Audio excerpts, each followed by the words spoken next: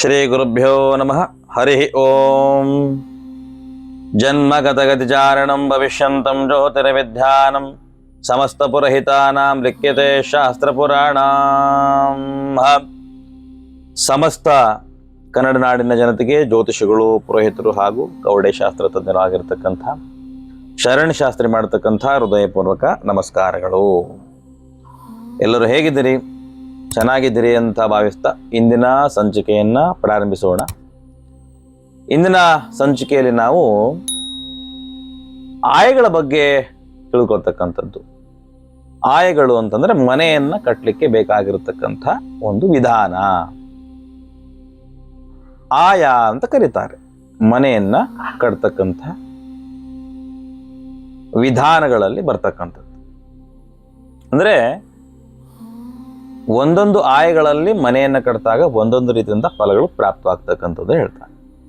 ಈ ಆಯಗಳಲ್ಲಿ ಎಷ್ಟು ವಿಧ, ಏನು ಕತೆ, ಹಾಗೂ ಯಾವ ಆಯದಲ್ಲಿ ಮನೆ ಕಟ್ಟೋದ್ರಿಂದ ಏನು ಪ್ರಯೋಜನ ಆಗುತ್ತೆ ಅಂತಕ್ಕಂಥ ಕೆಲವೊಂದಿಷ್ಟು ವಿಚಾರಗಳನ್ನು ಹೇಳ್ತಾ ಇದ್ದೀನಿ. ಪ್ರಥಮವಾಗಿ ಬರ್ತಕ್ಕಂಥದ್ದು ಧ್ವಜಾಯ ಅಂತ ಹೇಳಿ.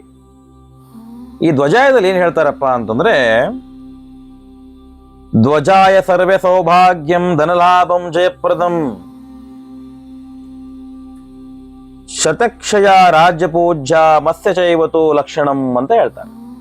ಏನು ಹೀಗಂದ್ರೆ ಧ್ವಜಾಯದ್ದು ಅಂತ ಕೇಳಿದಾಗ, ಈ ಧ್ವಜಾಯದಲ್ಲಿ ಮನೆ ಕಟ್ತಕ್ಕಂಥವರು ಸಮಸ್ತ ಸೌಭಾಗ್ಯಗಳನ್ನ, ದ್ರವ್ಯ ಲಾಭವನ್ನ ಹಾಗೂ ಶತ್ರುನಾಶವನ್ನ ಹೊಂದತಕ್ಕಂಥವ್ರು, ಹಾಗೂ ಸಮಾಜದಲ್ಲಿ ಒಳ್ಳೆ ಗೌರವವನ್ನ ಹೊಂದ್ಕೊಳ್ತಕ್ಕಂಥವ್ರು, ರಾಜ್ಯ ಪೂಜಿತೆಯನ್ನ ಪಡೆದುಕೊಳ್ತಕ್ಕಂಥ ಒಂದು ಅನುಕೂಲತೆ ಆಗುತ್ತೆ ಹೇಳ್ತಾರೆ. ಹಾಗೂ ಎರಡನೇದಾಗಿ ಯಾವುದು ಕೇಳಿದ್ರೆ ಧೂಮ್ರಾಯ ಅಂತ ಬರುತ್ತೆ. ಏನ್ ಹೇಳುತ್ತೆ ಧೂಮ್ರಾಯ ನೋಡಿದಾಗ, ಧೂಮ್ರಾಯೋ ವಾದಿ ಪೀಡಾಂಚಂ ಪತ್ನಿ ರೋಗ ಭಯಂ ತಥಾ ಶತ್ರುವೃದ್ಧಿಕರಂ ಚೈವ ಮುಕ್ತ ಮತ್ಸ್ಯತು ಲಕ್ಷಣಂ. ಏನು ಹಿಂಗಂದ್ರೆ ಇದರ ಅರ್ಥ ಏನು ಅಂತ ನೋಡಿದಾಗ, ಮನೆಯನ್ನ ಧೂಮ್ರಾಯದಲ್ಲಿ ಕಟ್ಟೋದ್ರಿಂದವ ರೋಗ ಪೀಡೆಯನ್ನ ಹಾಗೂ ಏನಾಗುತ್ತೆ ಹೇಳಿದ್ರೆ ಪತ್ನಿಗೆ ವ್ಯಾಧಿ ಅಂತಕ್ಕಂಥದ್ದು ಬರುತ್ತೆ, ತೊಂದರೆ ಉಂಟಾಗುತ್ತೆ, ಹಲವಾರು ಕಾಯಿಲೆಗಳಿಗೆ ಗುರಿ ಆಗ್ತಾರೆ. ಹಾಗೂ ಈ ಆಯದಲ್ಲಿ ಮನೆ ಕಟ್ಟೋದ್ರಿಂದ ಶತ್ರುಗಳ ಅಭಿವೃದ್ಧಿ ಆಗ್ತಾರೆ, ನೀವಲ್ಲ ಶತ್ರುಗಳ ಅಭಿವೃದ್ಧಿ ಆಗ್ತಾರೆ ಅಂತಕ್ಕಂಥದ್ದು ಬರುತ್ತೆ. ಇನ್ನು ಮೂರನೇ ಆಯ ಬಂದ್ಬಿಟ್ಟು ಸಿಂಹಾಯ ಅಂತ ಕರೀತಾರೆ. ಇದರ ಫಲ ಹೇಗಿರುತ್ತೆ ಅಂತ ನೋಡಿದಾಗ, ಸಿಂಹಾಯೋ ದೇಹ ಸೌಖ್ಯಂಚ ರೋನಾಶಂ ಮಹಾಧನಂ ಸಂಗ್ರಾಮೇ ಜಯ ಲಾಭಂಚ ಲಕ್ಷಣಂ ಪ್ರೋಕ್ತಮಸ್ಯತು. ಹಿಂಗಂದ್ರೆ ಏನ್ ಸ್ವಾಮಿ ಅಂತ ನೋಡಿದಾಗ, ಈ ಸಿಂಹಾಯದಲ್ಲಿ ಮನೆಯನ್ನು ಕಟ್ಟೋದ್ರಿಂದ ಶರೀರ ಸೌಖ್ಯ ಆಗಿರ್ತಕ್ಕಂಥದ್ದು ಹಾಗೂ ರೋಗ ನಾಶವನ್ನ ಉಂಟು ಮಾಡುತ್ತೆ, ಧನಧಾನ್ಯಗಳನ್ನ ಸಮೃದ್ಧಿ ಪಡಿಸ್ತಕ್ಕಂಥದ್ದು, ಮಾಡ್ತಕ್ಕಂಥ ಸಂಪಾದನೆಯಲ್ಲಿ ಏನು ಕೇಳಿದ್ರೆ ಹೆಚ್ಚಾಗಿ ಸಂಪಾದನೆ ದೊರಕತಕ್ಕಂಥದ್ದು, ಹಾಗೂ ಸಕಲ ಕೆಲಸಗಳಲ್ಲೂ ಕೂಡ ಕಾರ್ಯಗಳಲ್ಲೂ ಕೂಡ ಜಯ ಅಂತಕ್ಕಂಥದ್ದು ಪ್ರಾಪ್ತವಾಗ್ತಕ್ಕಂಥದ್ದು. ಆದರೆ ಇದರ ಒಂದು ಅನಾನುಕೂಲತೆ ಏನಂತಂದ್ರೆ, ಈ ಒಂದು ಆಯದ ಎದುರುಗಡೆಗೆ ಯಾರು ಮನೆಯನ್ನು ಕಟ್ತಾರೋ ಅಂತವರ ಮನೆ ಸ್ವಲ್ಪ ಏಳಿಗೆ ಆಗೋದಿಲ್ಲ ಅಂತ ಬರುತ್ತೆ.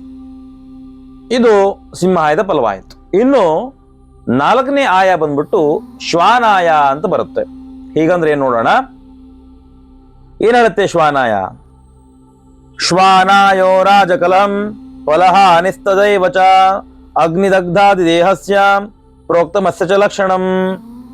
ಹಿಂಗಂದ್ರೇನು ಅಂತ ನೋಡಿದಾಗ, ಈ ಶ್ವಾನಾಯದ ಮನೆಯು ರಾಜಕಲಹ ಅಂದ್ರೆ ಕಲಹ ಇರತಕ್ಕಂಥದ್ದು, ಫಲನಾಶವಾಗ್ತಕ್ಕಂಥದ್ದು, ಅಗ್ನಿ ಬಾಧೆಗಳು, ಅಗ್ನಿ ದುರಂತಗಳಾಗ್ತಕ್ಕಂಥದ್ದು ಈ ಮನೆಯಲ್ಲಿ, ದೇಹಾಲಸ್ಯ ಅಂದ್ರೆ ಯಾವಾಗಲೂ ಸೋಮಾರಿತನ ಇರ್ತಕ್ಕಂಥದ್ದು, ಇದು ಶ್ವಾನಾಯದ ಫಲ ಇರ್ತಕ್ಕಂಥದ್ದು.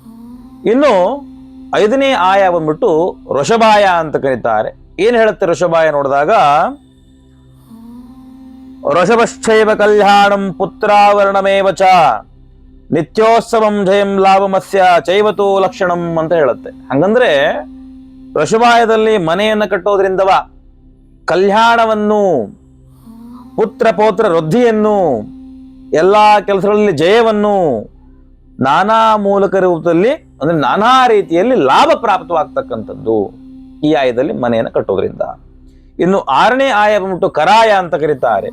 ಈ ಕರಾಯದ ಫಲ ಯಾವ ರೀತಿಯಾಗಿದೆ ನೋಡೋಣ. ಕರಾಯೋ ದೇಶ ಗಮನಂ ರಾಜ ನಿಗ್ರಹಮೇವಚ ತದಾ ದಾರಿದ್ರ ಮಾಪ್ನೋತಿ ಅಸ್ಯ ಚೈವತು ಲಕ್ಷಣಂ.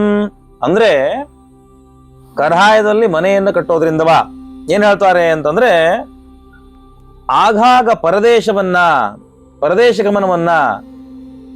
ಗಮನ ಅಂತಂದ್ರೆ ಬೇರೆ ಬೇರೆ ಪ್ರದೇಶಗಳಿಗೆ ಹೋಗ್ತಕ್ಕಂಥದ್ದು, ಅಂದ್ರೆ ಸ್ಥಾನ ಪಲಟ ಆಗ್ತಕ್ಕಂಥದ್ದು. ಹಾಗೂ ಸದಾ ದರಿದ್ರ ಅಂತಕ್ಕಂಥದ್ದು, ದಾರಿದ್ರ್ಯ ಅಂತಕ್ಕಂಥದ್ದು ಮೈಗೂಡ್ತಕ್ಕಂಥದ್ದು. ಹಾಗೂ ರಾಜ ವೈರತ್ವ ಅಂತ ಹೇಳ್ತಾರೆ, ರಾಜ ವೈರತ್ವವನ್ನು ಉಂಟು ಮಾಡತಕ್ಕಂಥದ್ದು, ಬರೀ ವೈರತ್ವ, ದೇಶ, ಅಸೂವೆ ಇವೆಲ್ಲವೂ ಕೂಡ ಮೈಗೂಡ್ತಕ್ಕಂಥದ್ದು ಈ ಒಂದು ಕರಾಯದಲ್ಲಿ ಮನೆಯನ್ನ ಕಟ್ತಕ್ಕಂಥ ಫಲ ಆಗಿರ್ತಕ್ಕಂಥದ್ದು. ಇನ್ನು 7ನೇ ಆಯ ಬಂದ್ಬಿಟ್ಟು ಗಜಾಯ. ಈ ಗಜಾಯದಲ್ಲಿ ಮನೆಯನ್ನು ಕಟ್ಟೋದ್ರಿಂದ ಏನು ಲಾಭ ಪ್ರಾಪ್ತವಾಗುತ್ತೆ ನೋಡಿದಾಗ ಏನ್ ಹೇಳುತ್ತೆ ಶ್ಲೋಕ, ಗಜೋ ವೃದ್ಧಿ ಶುಭಂ ಚೈವ ವಿಭಾರ್ಯ ರತ್ನ ಸಂಗ್ರಹ ಸಂಗ್ರಾಮೇ ವಿಜಯಾರೋಗ್ಯ ಮತ್ಸ್ಯ ಚೈವತು ಲಕ್ಷಣಂ. ಏನ್ ಹಿಂಗಂದ್ರೆ, ಈ ಗಜಾಯದಲ್ಲಿ ಮನೆಯನ್ನು ಕಟ್ಟೋದ್ರಿಂದ ಸಕಲ ಅಭಿವೃದ್ಧಿಗಳು ಪ್ರಾಪ್ತವಾಗುತ್ತೆ, ಸಕಲ ಶೋಭಗಳು ಪ್ರಾಪ್ತವಾಗುತ್ತೆ, ಹೆಚ್ಚೆಚ್ಚಾಗಿ ಶೋಭಗಳು ಕಂಡು ಬರ್ತಕ್ಕಂಥದ್ದು. ಹಾಗೂ ಮತ್ತೇನ್ ಹೇಳ್ತಾರೆ ಶಾಸ್ತ್ರದಲ್ಲಿ ಅಂತಂದ್ರೆ, ಇಬ್ಬರು ಹೆಣ್ಣಂದಿರು ಅಂದ್ರೆ ದ್ವಿತೀಯ ಕಲ್ಯಾಣ ಯೋಗ ಇರತಕ್ಕಂಥದ್ದು, ಹಾಗೂ ಯೋಗವನ್ನ ಕೊಡ್ತಕ್ಕಂಥದ್ದು, ರತ್ನ, ಒಡವೆ, ವಸ್ತ್ರ ಮೊದಲಾದ ವೈಡೂರ್ಯಗಳು ಸಂಪಾದನೆ ಆಗ್ತಕ್ಕಂಥದ್ದು, ಹಾಗೂ ವಿಜಯ ಪ್ರಾಪ್ತವಾಗ್ತಕ್ಕಂಥದ್ದು, ಹಾಗೂ ದೇಹಾರೋಗ್ಯವು ಕೂಡ ಉತ್ತಮ ರೀತಿಯಲ್ಲಿ ಇರ್ತಕ್ಕಂಥದ್ದು, ಅಂದ್ರೆ ಆರೋಗ್ಯ ಭಾಗ ತುಂಬಾ ಚೆನ್ನಾಗಿರುತ್ತೆ ಅಂತ ಹೇಳ್ತಾರೆ. ಇನ್ನು 8ನೇ ಆಯ, ಕೊನೆಯ ಆಯ ಕಾಕಾಯ ಅಥವಾ ಕಾಕುಹು ಆಯ ಅಂತ ಕರೀತಾರೆ. ಈ ಕಾಕಾಯದಲ್ಲಿ ಮನೆ ಕೊಡೋದ್ರಿಂದ ಏನು ಫಲ ಪ್ರಾಪ್ತವಾಗುತ್ತೆ ನೋಡಿದಾಗ ಏನ್ ಹೇಳುತ್ತೆ ಶ್ಲೋಕ, ವಾಯು ಸಾಯಸ್ತು ದುಃಖಂಚ ಫಲಂ ಹೇನಂ ಫಲಕ್ಷಯಂ ರೋಗಂಚ ಕಲಹಂ ಚೈನ ಮತ್ಸ್ಯ ಲಕ್ಷಣ ವಿಪೂರಿತಂ ಅಂತ ಹೇಳುತ್ತೆ. ಹಂಗಂದ್ರೆ ಕಾಕಾಯದಲ್ಲಿ ಮನೆಯನ್ನು ಕಟ್ಟಿದ್ರೆ ಸಕಲವು ದುಃಖವು ಪ್ರಾಪ್ತವಾಗ್ತಕ್ಕಂಥದ್ದು, ನಿಷ್ಫಲ ಫಲನೇ ಇರೋದಿಲ್ಲ, ಹಾಗೂ ಬಲಹೀನತ್ವ ಉಂಟಾಗ್ತಕ್ಕಂಥದ್ದು, ಹೆಚ್ಚೆಚ್ಚಾಗಿ ಕಾಯಿಲೆಗಳು ಅಂದ್ರೆ ರೋಗ ಬಾಧೆಗಳು, ಅನಾರೋಗ್ಯ ಸಮಸ್ಯೆಗಳು, ಪೀಡೆ ಬರ್ತಕ್ಕಂಥದ್ದು, ಸದಾ ಮನೆಯಲ್ಲಿ ಕಲಹ ಇರ್ತಕ್ಕಂಥದ್ದು, ಹಾಗೂ ತುಂಬಾ ತೊಂದರೆ ಆಗ್ತಕ್ಕಂಥದ್ದು. ಈ ಒಂದು ಆಯದಲ್ಲಿ ಮನೆ ಕಟ್ಟಿದ್ರೆ ಸಕಲ ರೀತಿಯಂತ ಅನಾನುಕೂಲಗಳು ಹೆಚ್ಚು ಅಂತ ಹೇಳ್ತಾರೆ. ನೋಡಿ, ತಾವೆಲ್ಲರೂ ನೋಡಿದ ಹಾಗೆ ಒಂದು 30-40 ಸೈಟ್ ಇದ್ರೆ ನಾವೇನ್ ಮಾಡ್ತೀವಿ, ಸಡನ್ ಆಗಿ ಮನೆ ಕಟ್ಬಿಡ್ತೀವಿ ಅಲ್ವಾ. ಆದ್ರೆ ಒಂದೊಂದು ಆಯದಲ್ಲಿ ಮನೆಯನ್ನು ಕಟ್ಟಿದಾಗ ಒಂದೊಂದು ರೀತಿ ಫಲ ಇರತಕ್ಕಂಥದ್ದು. ಹೇಳಿದಾಗೆ ಧ್ವಜಾಯ, ಧೂಮ್ರಾಯ, ಸಿಂಹಾಯ, ಶ್ವಾನಾಯ, ಋಷಭಾಯ, ಕರಾಯ, ಗಜಾಯ ಹಾಗೂ ಕಾಕಾಯ ಅಂತಕ್ಕಂಥದ್ದು ಈ 8 ಆಯಗಳು ಮನೆ ಕಟ್ತಕ್ಕಂಥದ್ದು.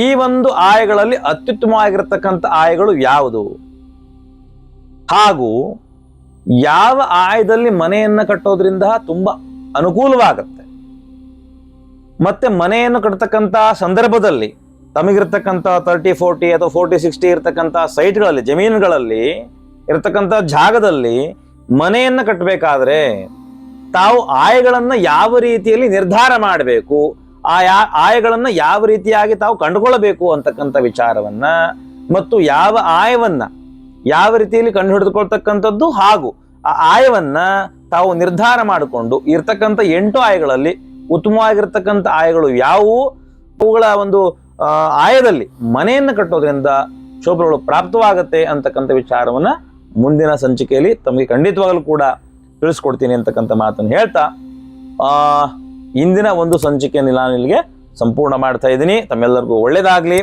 ಸರ್ವೇ ಜನ ಸುಖಿನ ಭವಂತು, ಲೋಕ ಸಮಸ್ತ ಸುಖಿನ ಭವಂತು, ಸಮಸ್ತ ಸನ್ಮಂಗಳಾದಿ ಭವಂತು. ಒಳ್ಳೇದಾಗ್ಲಿ.